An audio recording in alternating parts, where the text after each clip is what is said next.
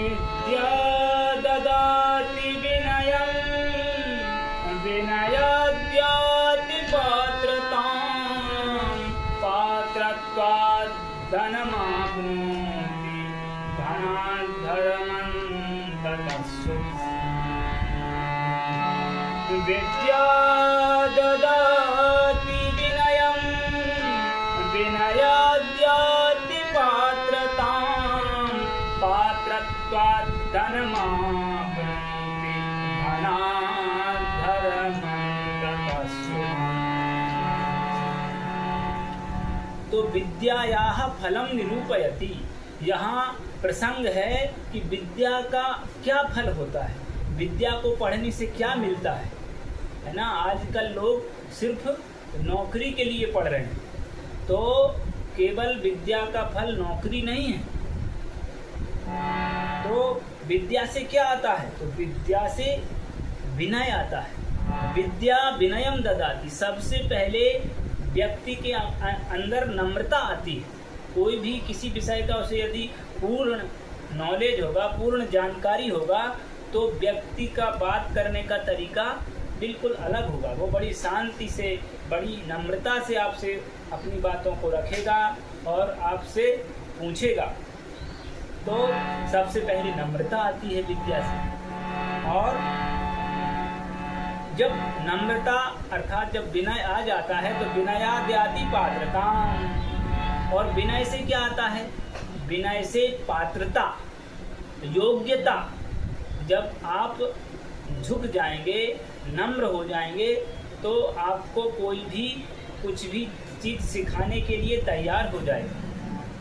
झुकने का मतलब है आप अपने को अपूर्ण समझेंगे, आप ज्ञान देने वाले को अपने से श्रेष्ठ समझेंगे, तो आपको स्वभावतः सारी चीज़ें जो भी वो ज्ञान प्रदान करेगा वो आएगा, आपको समझ में आएगा। और जब आप पात्रता आ जाएगी तो पात्रता से क्या होगा, पात्रत्वात् धनम आपनोति।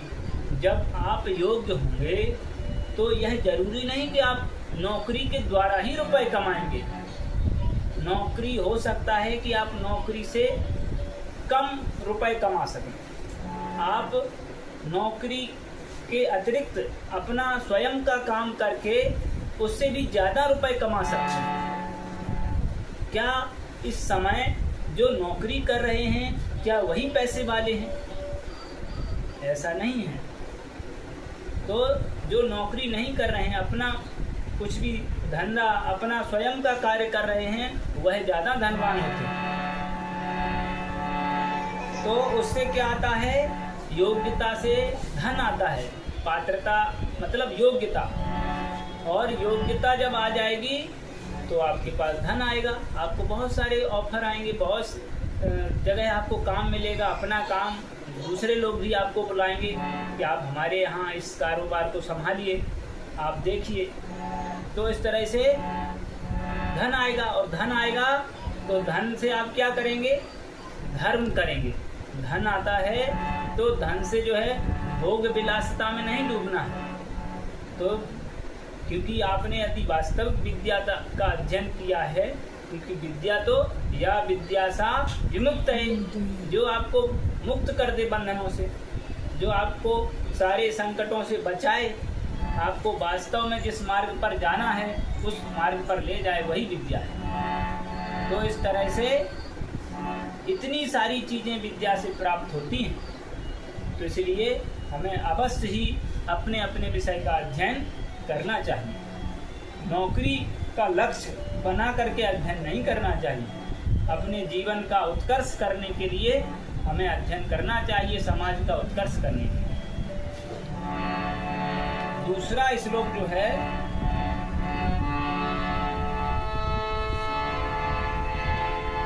यन्न विभाजने लग्नः संस्कारो नान्यथा भवेत् तथाच्छलेन बालानां तिष्ठति कथ्यते।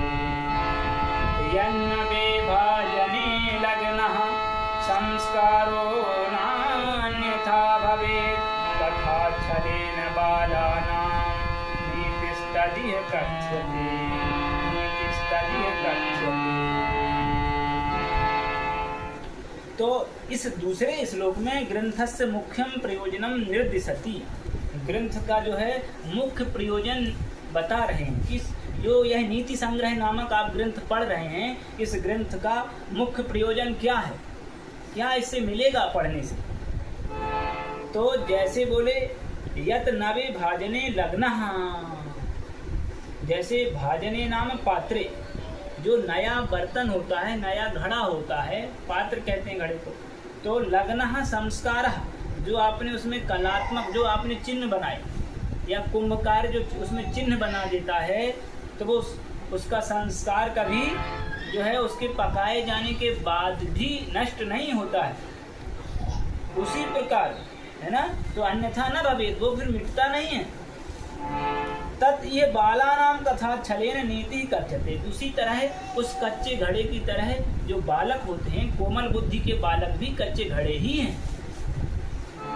तो उन कच्चे घड़ों का जो है कुम्हार गुरु होता है, शिक्षक होता है, जो उन्हें शिक्षा देता है। तो उन्हें जो है शिक्षा देने पर जो आपने उनको छोटी छोटी कहानियों के माध्यम से, जो आपने उनको बहाने से, छलेन कहते हैं ब्याजेन, काक कूर्मादि, कौवे, कछुए, खरगोश, हिरण इत्यादि कथा के बहाने से जो आपने उनको धर्म का उपदेश दिया, आपस में मित्रता कैसी होनी चाहिए, है ना, तो इस तरह से आपने उनको यदि जो कुछ सिखाया, ज्ञान दिया, वह उनके बड़े होने पर भी